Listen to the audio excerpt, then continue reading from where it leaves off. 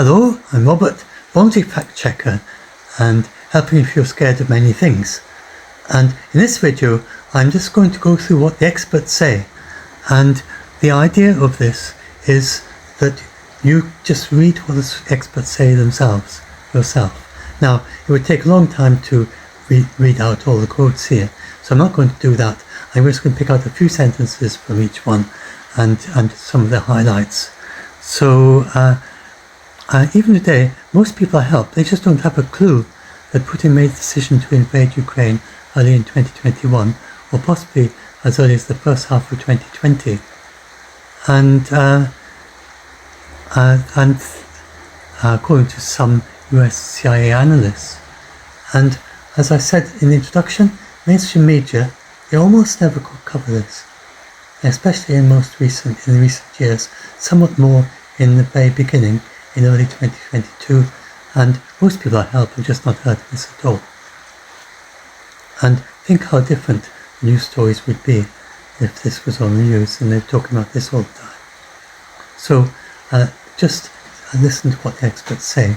So first of all, this is on the day of the invasion, and this was on BBC itself, on the context, Christian Fraser, and so I've got a transcript into the context. I don't think you can watch it anymore. And so Christian Fraser asked, and he's talking to Olga Lotman, senior advisor for the Centre for European Policy, and so very knowledgeable co-host. And so Christian Fraser says that we're told that Putin is the master technician, the judo fighter who studies the best technicians for flooring an opponent. But then this is an enormous gamble. It's 40 million people, and the Ukrainian army is far better equipped than it was in 2014 when the Russians ruled over Crimea, and which is all true. And as we're saying, Putin didn't know that, didn't know about how much better equipped Ukraine was, or how ready they were for it. So there's significant risk for President Putin. So who is advising him? And he's saying it's by all accounts a small circle. So this, not very much was known at this point, but already it was known that Putin had a very small circle of advisors in the public domain. And so asked Olga Lotman to talk about it, and she says yes, he's surrounded by hardliners. They all brought up with him in the Soviet Union, and they're using Soviet tactics to try and say that the West is the problem, and then that's kind of setting the scene. And then question again. So that's Christian Fraser asking again. Don't know if you saw the meeting with his Security Council and the way he treated his spy chief. And is he a dictator even amongst that small circle? So do they only tell him what he wants to hear? And Olga Lotman totally agreed with that. He keeps his circle small and makes sure none of them step out of line because he's afraid of being an internal coup, which is how they would normally, the leader, the president normally often changes in Russia and the Soviet Union. So he makes sure that none of his advisors, they all tell him what they want him to hear. They all talk about how great he is, and nobody steps out of line. So if you look at this video, and he's extremely insulting to his chief spy, and he tells his chief spy what to tell him. And you can see from this how Putin did this invasion because he was just telling his spies what to tell him. This is surely happening in private, even more so if he's doing this in public. So he said to Vladimir Vladimirovich,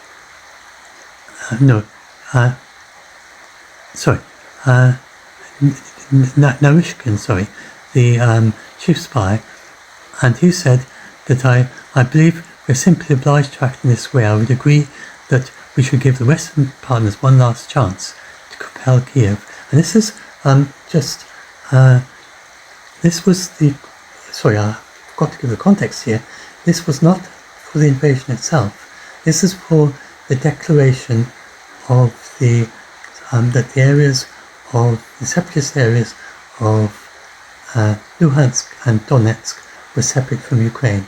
So Putin was going to declare that, and this would break the Minsk agreement, and it would be a very clear break, and it would basically say to Ukraine, we're no longer abiding by any of our treaties with you. And so Putin was asking his chief spy to tell him, to advise him about, to talk to him, and this chief spy said we should give the Western partners one last chance to tell Kiev to fulfill the Minsk agreements before we break them. And Putin, and then Putin says, otherwise, are you proposing to start a negotiating process? And no, and then he answers, no, or he just sort of mumbles a bit. And Putin says, speak plainly. I will support the proposal on recognition. I support it. The proposal to recognize these separatist areas and break the Minsk agreements. And Putin said, speak plainly, state the proposal clearly. I support the proposal for the Donetsk and Luhansk People's Republics to join the Russian Federation. And then Putin says, we're not talking about that, we're talking about recognizing their independence. And then Narishkin, he's obviously very disturbed and he doesn't want to say this. You can see how he's being forced to say something that he knows very well is not a good idea. And Narishkin can't be aware of, even his chief spy clearly was not aware of Putin's plan to invade Ukraine. So he hadn't even told him that. And he did not support this, and Putin just forced him to agree to what he said. So this is the way that Putin bullies the people around him, and that's why he doesn't get good intelligence. And then we have the 28th of February, and this is the mistaken Russian news item that said that Russia's already in control of Ukraine, just over 3 days into the war, and so clearly Putin expected to have control of Ukraine by then, and it was taken down because obviously it wasn't true. Now we have his former speechwriter, Galyamov, and so this is my earliest source directly talking about Putin since after the Ukraine war started, and this was Galyamov, who wrote his speeches from 2008 for 2 years to 2010, so that's not that long ago, and he said the most striking was his absolute rationality. There were no emotions at all. And then what do you think led to that underestimation of the fight that Ukraine would put up and the solidification of support of the West for Ukraine? And Galyamov, he's the victim of his own system which he created. He didn't hear objections, he didn't hear criticism, he got used that he is always right. So that is our first public, one of the earliest public clear statements as why he did it. And then on 6th of March, now I'm not sure when exactly the Ukrainians found these dress uniforms, but it was after the Russians had to withdraw from Kiev very rapidly, too quickly to take everything back with them, when the Ukrainians cut off their logistics supply and somewhat surprised the Russians by doing that. And so they left lots of stuff behind.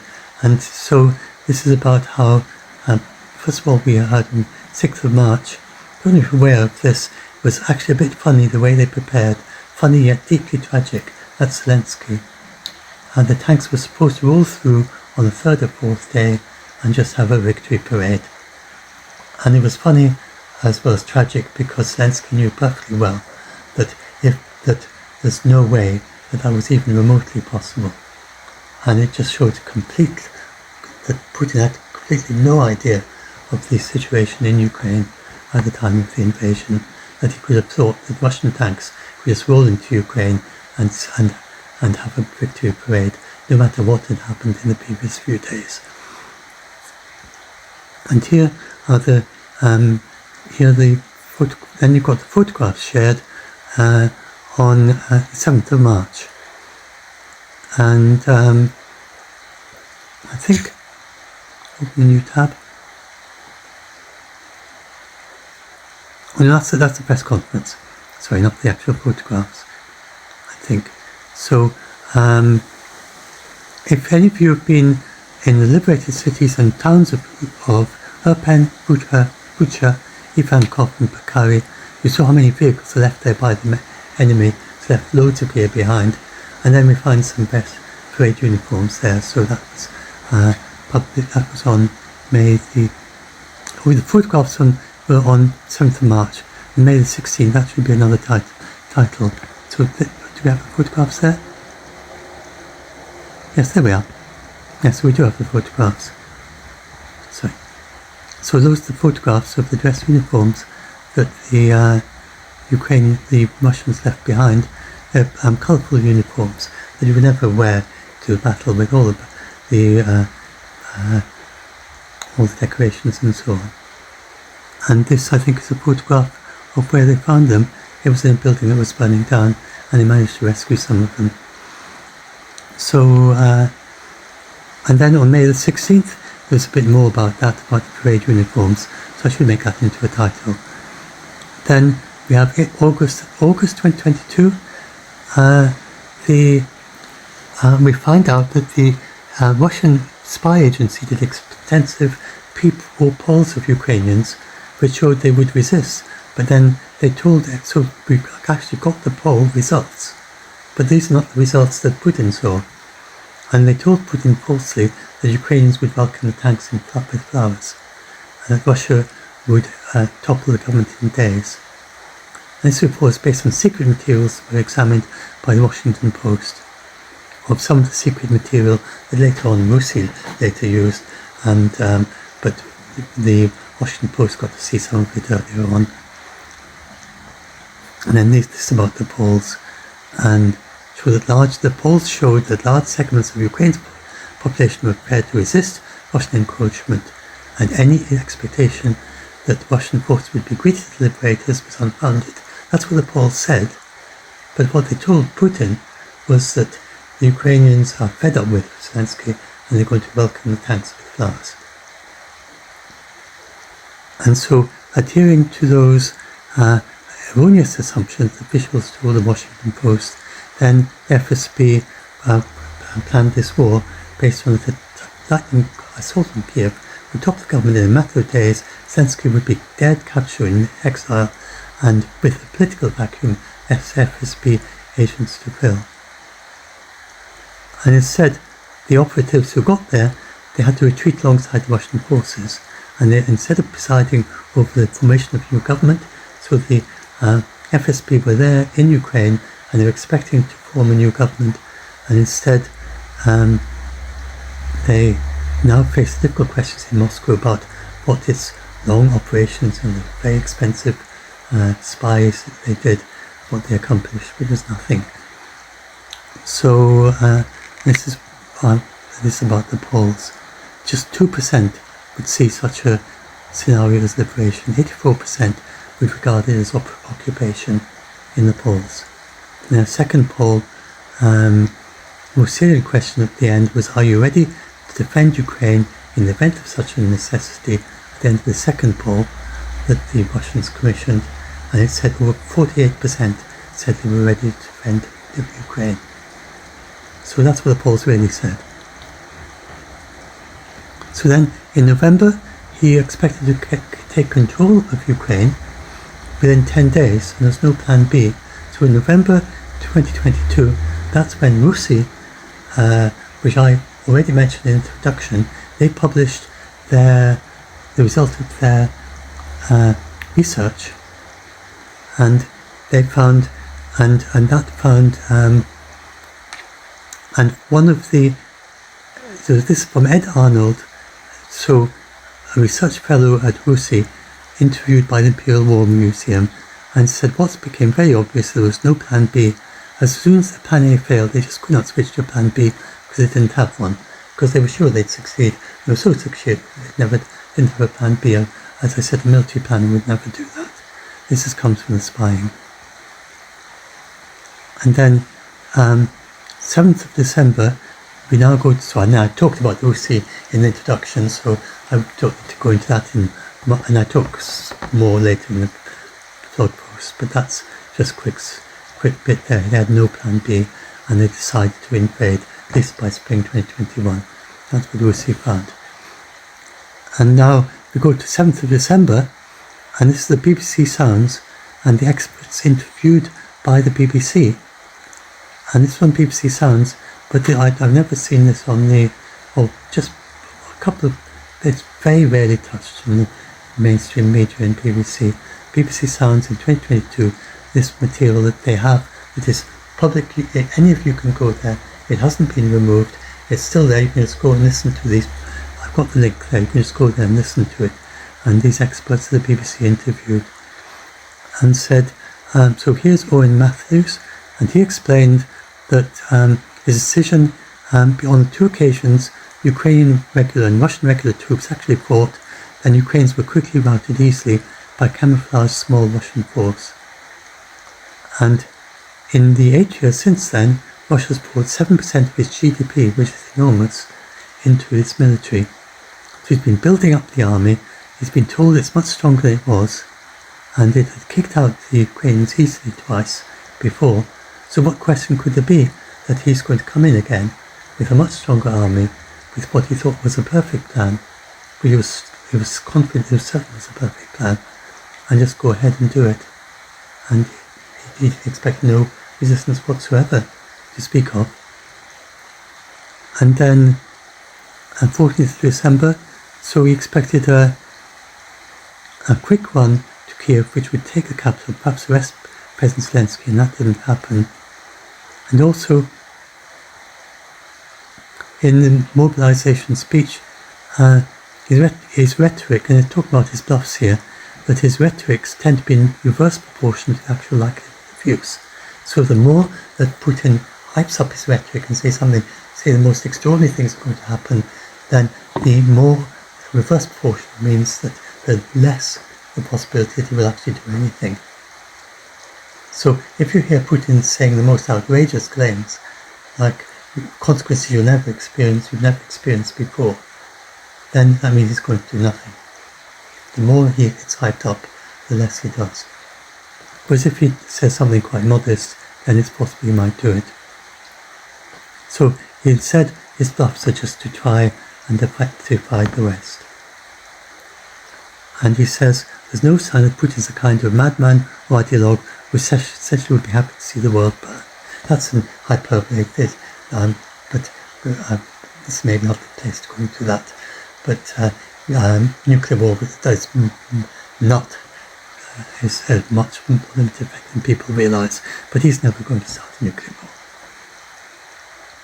So then we got December the 14th, again BBC Sounds, and there was another series of experts.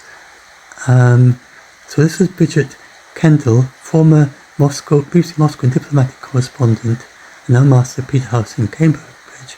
And she says, my understanding is that his close advisors, so she remembers some things, some very hardline people said to her in 2014, and they said, well, why did we stop at Crimea? And they should have pushed through to Kiev in 2014. So that's the same kind of thing. And then they see in the years since, Ukraine moving westward, getting training in its political thinking, getting training equipment from NATO. So basically, I think she thinks that they must have said to Putin, this is your last chance. If you don't do it now, it's too late because Ukraine will be too strong. So the idea was that Ukraine is still very weak. If you go in now, and if you don't leave it too long, then you could take over Ukraine. And you could say that Putin did leave it too long, because when he did his his exercise in 2021, then Ukraine was completely unprepared for anything like this. And in the year in between, it got much more prepared. And in just the few days before the invasion itself, then Lithuania sent the Stingers to Ukraine, which were quite a significant equipment to send to Ukraine that could shoot down helicopters and low-flying jets, which in much more effectively than anything that Ukraine had, shoulder-mounted. And so he certainly made it more difficult for himself by waiting an extra year. But Ukraine was already quite capable in spring 2021. So anyway, so he just wasn't properly informed. But then after that, by 2022, they were even more capable. And so the idea was to move in, to decapitate the government, and then clamp down, and the idea would be enough people who would be happy, glad to see him go, that it would all be over quickly. Of course, he vastly underestimated the response.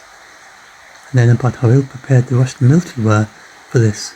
But then the reason that the Russian military weren't very well prepared, because they only expected to do anything more than just have another parade. So they were just driving into Ukraine to go to the parade in Kiev.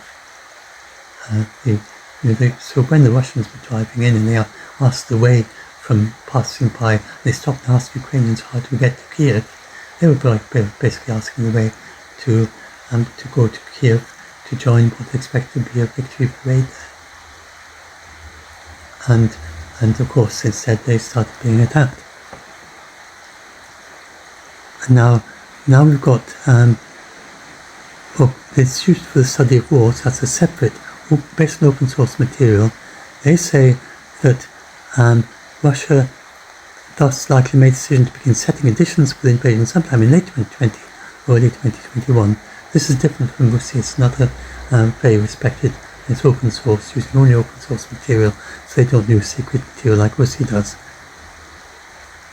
And they said on the 30th of August, Putin is a very risk-averse individual, is extremely calculated, and he oftentimes really prefers not to make urgent, rash political decisions that would specifically impact the health of his regime. Now this is important, the health of his regime. So you might say, but surely Putin takes loads and loads of risk with his soldiers. He's constantly sending them to the front line against impossible odds where vast numbers of them die. That is not what Putin thinks of as a risk. So the risks that Putin does not take are risks to his regime and to be able to continue as president of Russia, and risks to Russia itself as a country. Things like that. He's not going to take a risk to that. Risk to Russian culture and risk to Russians, and risk to particularly to his own regime. He, like the Tsars in former Russia, and all through Soviet Union and to the present, he is not that concerned about, especially he's concerned to some degree about the people in Moscow and St. Petersburg, and much less about the people in the provinces of Russia as individuals. And they also have somewhat of that aspect themselves, that he expects them to just go and fight as if he asks them to fight. And they expect to some extent to die for the Tsar or the president. They have a different idea from the West. There's an element of that as well from their side too. So when they say Putin is very risk averse, I would think, that's not even strong enough. He is not just risk averse, he doesn't take risks at all. So I think the word averse, they've somewhat used a weaker word there than the impression you get from all the context. More total risk avoidance would be better than, Putin is a person who just avoids risks altogether. He does not even risk averse. I think that's a little bit weaker than the conclusion you get from reading all the material that this is based on. So they were being a little bit cautious, a little bit, tone it down a little bit, calling them risk averse. I think said even stronger than that. Very risk averse, extremely calculated, and sometimes prefers not to make urgent, rash political decisions that would specifically impact on the health of his regime. It's the health of his regime that he will not take any risks with. Now we have to February 20, 2026. So some CIA analysts trace Putin's decision to invade Ukraine right back to the first half of 2020. And this is from The Guardian. And The Guardian, they're very mixed in quality sometimes, but this was a thorough study that they did where they made more than 100 interviews by The Guardian with senior intelligence officials and other insiders in multiple countries, and this is what they found out. So, sifting through the evidence, they found out a lot about Putin's plans, but the one thing he never worked out at the time was when he first made up his mind to go in. And then later on, then some of the analysts pinpoint the first half of 2020. So that's very early on, not even late 2020, the first half of 2020. That's most likely when he actually made the decision. And then it became, the US received intelligence that he could use in an annual set piece in 21st of April to lay out the case for military action. And when Biden was briefed on that intelligence, before he gave this speech, he called Putin directly and raised concerns. And this was after the exercise in spring 2021. And I proposed a summit.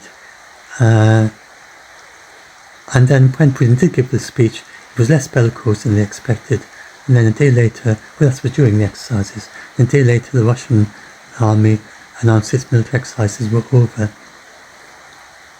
And it was already, only on hindsight, that it became clear why he did not agree to the summit with Biden. And it was because he'd already decided to invade Ukraine. So at that time, the United States hadn't yet got the intelligence of realizing that Putin was going to invade Ukraine, although Putin already decided to invade Ukraine. And then in September, they did another build-up. And so in September is when the Washington actually realized back then that Russia, until then, the assumption had been that they would attempt a formal annexation of the Donbass region, or try to hack the land corridor through southern Ukraine, in other words, join Donbass to Crimea. So at that point, those were the two possibilities that the US intelligence, they knew that Russia was up to something, and they thought it was either to take Donbass or to try and make that southern corridor and take the southern corridor. But then intelligence analysis analysts, they said, well, no, we're seeing something far more shocking and far larger than that. We see a plan for a total invasion. And there was nothing, and so when Burns came back from Moscow, and that was in September, the alarm bells were even louder. And so Biden said whether or not the intelligence was right, it was time to start planning. And then at the end of October, the CIA and the MI6 sent memos to Kiev, saying that their new intelligence assessment were that Russia was planning to take over all of Ukraine. And then in mid-November, Defense Secretary of the British Defense visited Kiev and told Zelensky that they don't believe Russian invasion was a matter of when and not if. So he urged Zelensky to start preparing the country for war. You can't fatten up a pig on market day, all this told the Ukrainian president, according to a source briefed in the meeting. And Zelensky appeared to just be listening passively and not responding. And so Zelensky did not believe that at that point.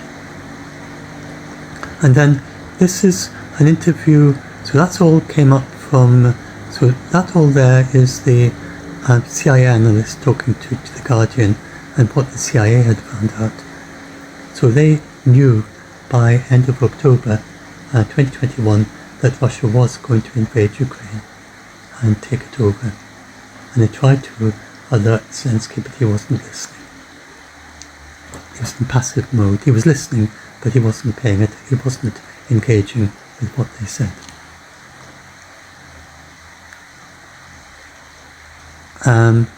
So then this is the, so this title should go up above that. So on 24th of February 2026, Johnson said he's made his mind up already, and I think that's the title. That should be the title, and that's the first sentence. And Admiral Radakin had been saying that this was going to happen literally for months. So Boris Johnson said he'd made up his mind way back, and Admiral Radakin, who was the chief of defense staff at the time said that the chief of defense intelligence had been saying this was going to happen literally for months. So that would probably be back to October, that the UK chief of defense intelligence, about the same time the Americans, that he was going to invade Ukraine. And so they both were not surprised. And Admiral Radican said, became really clear when they got the intelligence that the Russian had brought blood supplies and crematoriums with them on their supposed exercises. And you don't do that unless you are actually planning to do an actual conflict. You don't need those for exercises because you don't get people dying, and you don't have to do blood transfusions and things when during military exercises. So the trouble was, the UK were expecting it and the Americans were expecting it, and one of the difficulties was that some of their European friends weren't convinced it would happen, and of course Zelensky was not convinced. And so I asked Tony Radakin, were you surprised? No, he wasn't surprised by the invasion. And he said it was almost like a relief. It's awful to say this. It's almost like that we knew this was going to happen, now it's happened. And sort of calmness because it's happened. What are we going to do about it? Was going to be an international response because they knew it was going to happen. And so they were just waiting for the day, and they tried to convince Zelensky to prepare, and he wasn't really listening. And because he didn't believe it was possible. And then, so he spoke to Putin not long before. He told him if you went ahead and NATO troops would go to the Russian border, did he lie to you? And he said, of course he lied, Boris Johnson says. He lied right up to the end.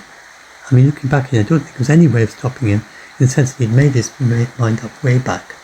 And he was determined to capture Ukraine, or to conquer, to subjugate Ukraine. I think what we really should have rammed home to him was that we regarded the freedom of Ukraine, the independence, the sovereignty of Ukraine as a strategic objective for the West, and that we would invest huge sums to support Ukraine, and we didn't do that.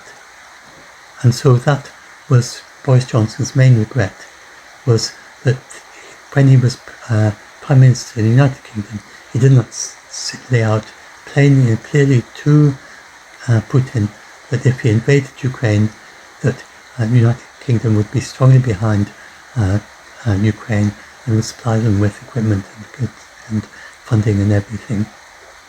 And so whether that would have made any difference is hard to say, but that was Boris Johnson's main regret. So, and then the decision to invade Ukraine possibly, so that this is again, I think that sentence should be after this. The Dutch, so, this is introducing this next section, probably as 10 of the Kremlins in the circle actually knew. So Russia was probably only shared this with 10 people in Russia, and then the Americans and the British knew as well. So that was how tightly we kept it. So the Dutch had an insider in the Kremlin, so this was partly why the Europeans didn't believe the Americans and the British, at least especially the Dutch. So they had a source very close to the Kremlin, and he was certain that they were certain Putin wouldn't invade because they're monitoring the communications of senior Russian security officials. But it turned out that those people that they were monitoring, they didn't know. So the Americans had a source, either someone or something, either one of those 10 people who did know, or else something, so some kind of monitoring equipment of some sort, that let them have an eavesdrop on 10 people in Russia, 10 closest allies 10 closest confidants of Putin. And somehow Russia and the United Kingdom both had access to what they were talking about, those 10 people. So this was really rather extraordinary level of intelligence. Either one of those 10, or perhaps more plausible, some kind of equipment that in some way was able to eavesdrop on them. And we probably won't know for a long time in the future how they knew. So in the days following the invasion, the Dutch came to this devastating conclusion that the senior Russian security officials whose communications they'd been monitoring for months were just as blindsided by the war as they were. Only a tiny circle of confidence, perhaps 10 at most, knew about Putin's war plans. And so many of those involved believe that the Netherlands helped to squander the only slim chance there was to prevent the war. So if the United States plus Europe, backed up by the Dutch, if the Dutch had said this, and then the others had all joined in as well, then maybe that might have deterred Russia. But instead, always the every proposal to give Ukrainians extra support was blocked before, because they were worried about get involved in another war. So until the Ukraine invasion, only a few, like Lithuania, gave Ukraine any help at all. If the Dutch had had better intelligence, or perhaps if the Russians and Americans had been closer in intelligence sharing with the Dutch, perhaps it could have gone differently, and they could have started supporting Ukraine before the invasion with this very clear intelligence of what was planned. And then, so that's it. I think, yes. So that is the end of the intelligence. I'm now at just short of 40 minutes, and so that then has got you all set for. Maybe this should be the third video here, actually. But anyway, you can listen in either order. So the next video goes into why Zelensky and Macron didn't believe it, and the hailstorms in summer analogy. So that's in either previous video. Maybe you've already watched it, or that'll be the next one, depending which order you watch these. So anyway, so that's now just short of 37 minutes. I just want to say, in the link to all these videos in the video description, you will see a link to the blog post where I talk about all this. So I hope this gives you a bit of an overview of this section. So if you want to find out more, go back, go to the link in the video description, and you can click through. You can read all of these. You can listen to the BBC Sound programs that I shared in their full. You can read the Guardian report in full. You can read the Russi report in its full. You can read all the things I've shared here. The ISW study was an open source report, and what the Dutch said. We have there's loads and loads of material there. And then my point to reflect. Have you heard anyone on the mainstream media telling you these things that I've just told you? In the last year, even since the war started, has anyone on the mainstream media told you any of this? And most people that I help have never heard anyone say this to them. So just ask yourself, it's very, very clear, source of the highest reputation, and you're not being told this. And it's just that it's not newsworthy. So the things that are newsworthy are things that scare people and things that hit the headlines. And it's saying that Russia we plan to invade in advance, and knew long in advance, and that Putin is very, very cautious, and that he's not going to, he's never going to attack NATO, and he's extremely risk averse and not emotional, and very calculated and logical, and that he only invaded Ukraine because he was confident, and not just confident but certain, absolutely certain, without any question, without even a plan B, that he was going to have control of all of it in 10 days and taken over the government in the first few days. Things like that are not going to be shared widely. They're not going to come over as being things that everyone talks about the next day. And so they don't hit the news. It's just the way our current news cycle works, and because of all this competition to say dramatic, scary things, because that's what gets spread. That's what it's just so very clear that this is the true situation, and we're not being told, so nobody's actively trying to hide it. It's just that the people who get people talk about how good their stories are because they get shared widely and so many people are talking about it, and it's just the way the whole thing works, is that these things just don't get spread very well, and so that's why we're needed as volunteer fact checkers. I hope something can be done to change this. I don't want to go into it at this stage, but I have actually got an Ofcom complaint about all this. But I can't talk about it at all until they've gone through it. When Ofcom does look at my complaint, then I can talk to you about what it was all about, and whether they upheld it or not, or whether they even looked at it. We should find out sometime in September, or maybe October, whether they even looked at it. So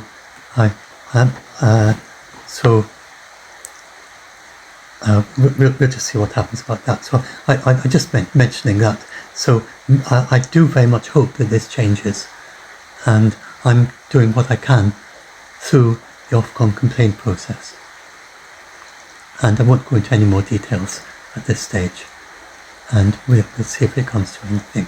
And if not, I'm going to go to my MP about it, and a couple of other people in the group are going to go to their MP about it if we don't get what we want from Ofcom, to try to draw attention to this and try to do something. So the BBC is very important, globally, and if they change, then that will be a big signal to other journalists. So I'm hopeful that there's a possibility of change in the future. But it's so we'll see what happens. Anyway, but you can see that there's a huge gap in reporting, and that there's no way that Russia is going to invade NATO. And so I've gone through this in quite some detail to help you to see how strong the sources are. So look at the video description, click on the link, and you can come and read all this yourself.